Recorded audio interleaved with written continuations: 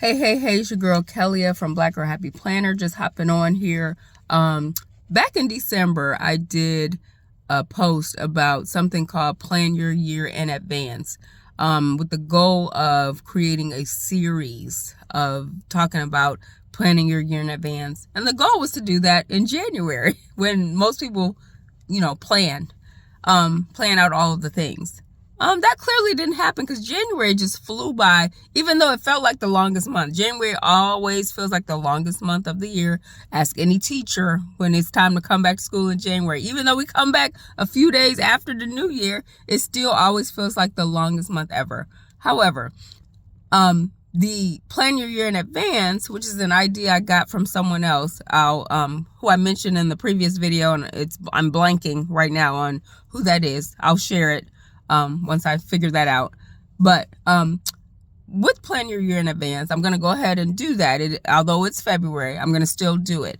But one of the quick techniques you can use for planning your year in advance is using what's called a future log. A lot of planners have them in there, and I'll show you mine.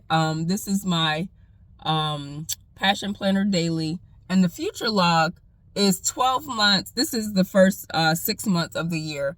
But there's 2 pages. There's another page with the other 6 months. And it has 12 months out of the year where you can, and it's 30 or 31 days, for each month. And you can jot down one thing that is going to happen on that date. So usually I do things like birthdays, upcoming appointments, events, things like that you know now ahead of time are happening. Like if you have kids, you can write down their school events, school activities, things like that, major things that are happening with your family. If you're traveling, family reunions, things like that. If you're having a renovation to your house, what's the dates on that? And jot that down. It's an at a glance chance to, rhyming this morning.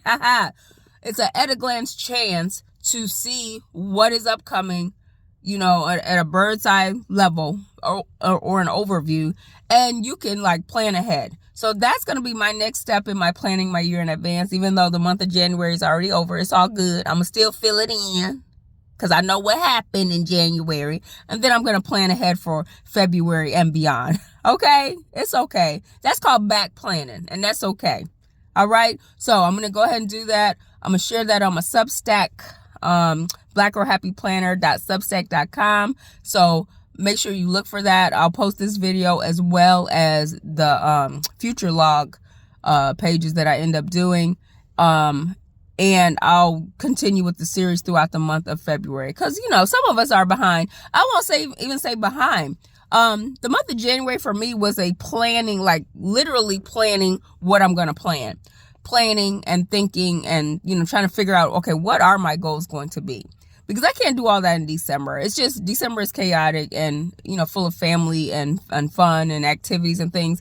And December is just not the month to do that. Some people can get that done. I can't. So, and every year I try to start early. So I use January to plan out stuff. I'm also doing something called One Little Word, which I shared earlier on my Substack. If you haven't seen that, go check out my One Little Word post. I think I've done 2 about it. I did the intro of what I'm going to do. And then I also posted and shared my One Little Word for the year. So go to blackgirlhappyplanner.substack.com to see that. And so, yeah. So January was all about getting ready. And so, what's the saying? Stay ready so you don't have to get ready. So I was getting ready. And so February and beyond will be the stay ready part.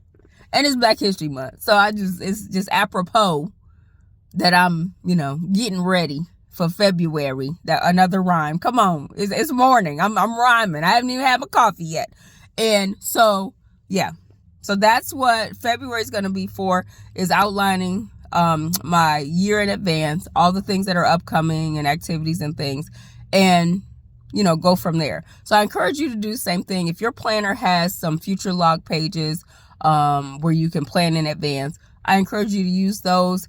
And they call it also a perpetual calendar. So if your planner has a perpetual calendar, or if you can go online, there's lots of free versions of perpetual calendars as well that you can use for yourself. I'll try to find a copy and link it somewhere for you all. that's on the list. I got to put that on my to-do list.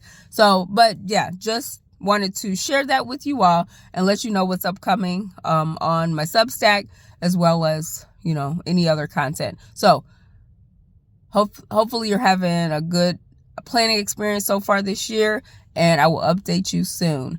Peace.